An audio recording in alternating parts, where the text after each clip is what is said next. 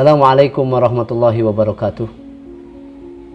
Dalam sebuah buku ada ungkapan para ulama yang menyebutkan tentang tegaknya dunia ini, tenangnya dunia ini, tentramnya dunia ini adalah dengan 4 hal. Di dalam buku tersebut disebutkan, yakni dalam kitab atau dalam buku kecil Nasoihul Ibad, yang merupakan pegangan para santri Nusantara, para santri Indonesia, disebutkan qiwamud dunya bi arba'ati asya'a.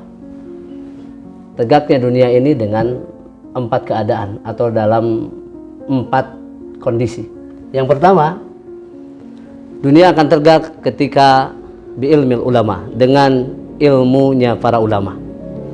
Sebagaimana kita ketahui bersama bahwa para ulama adalah sosok yang menjadi penyinar bangsa, yang menjadi penyemangat anak bangsa.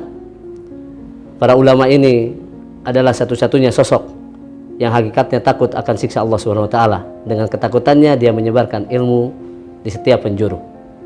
Bi ilmil ulama, dengan ilmunya para ulama. Dalam sebuah ayat disebutkan innama yakhshallaha min ibadihil ulama. Yang takut akan siksa Allah Subhanahu wa taala dari hamba-hambanya hanyalah para ulama. Yang kedua, sahabat-sahabat sekalian yang dimuliakan oleh Allah Subhanahu wa taala, adalah bi'adlil umara, dengan keadilan para birokrat. Orang-orang pemangku kebijakan, orang-orang yang underbow pemerintahan. Maka ketika mereka berbuat suatu kebijakan, mengatur suatu kebijakan yang didasari oleh asas keadilan, maka dunia ini akan tegak, akan aman dan tentram. Bi'adlil umara, yaitu dengan keadilan para birokrat. Yang ketiga adalah bisa khawatir agniya. Tegaknya dunia ini adalah dengan dermawannya orang-orang yang memiliki kelebihan harta. Bagaimana tidak? Orang-orang yang banyak hartanya, orang-orang yang memiliki kelebihan hartanya, dia akan berbagi, akan dinikmati oleh orang-orang yang berkekurangan, orang-orang yang tidak memiliki harta, dan orang-orang yang memiliki banyak kebutuhan.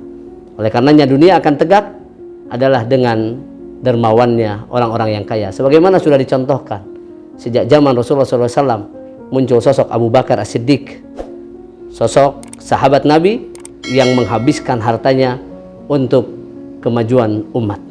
Kemudian muncul lagi sosok siapa? Abdurrahman ibn Auf. Dan selanjutnya akan muncul ulama-ulama, akan muncul orang-orang yang solih, akan muncul orang-orang yang kaya yang mendermakan hartanya. Yang terakhir, dunia akan tegak adalah bidu'ail fuqara, dengan doanya orang-orang yang fakir, orang-orang yang serba kekurangan, orang-orang yang serba membutuhkan. Maka doa mereka yang dipanjatkan kepada Allah Subhanahu wa taala, maka akan diijabah oleh Allah Subhanahu wa taala. Sebagaimana dalam sebuah riwayat disebutkan, innakum tunsaruna wa turzakuna bidu'afaikum wa bifuqaraikum.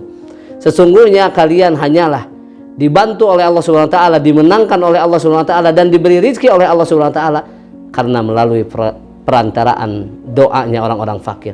Jadi 4 hal ini, qiwamud dunya, tegaknya dunia, bi ilmil ulama, dengan ilmu para ulama, bi adlil umaro, dengan keadilan para birokrat, wa bisa khawatir agniya, dan dengan kedermawanan para orang-orang kaya, wa bidu'ail fuqara, dan dengan doanya orang-orang yang fakir, maka dunia akan tentram. Mudah-mudahan setiap negara ketika 4 hal ini, maka semuanya akan mendapatkan ketentraman, kenyamanan, dan jauh dari hiruk-pikuk konflik dan segala macam hal yang dapat merugikan. Termasuk mudah-mudahan negara kita, negara Indonesia, sudah ada ulamanya, sudah ada umaronya, sudah ada agnianya, kemudian kesolehannya orang-orang yang fakir.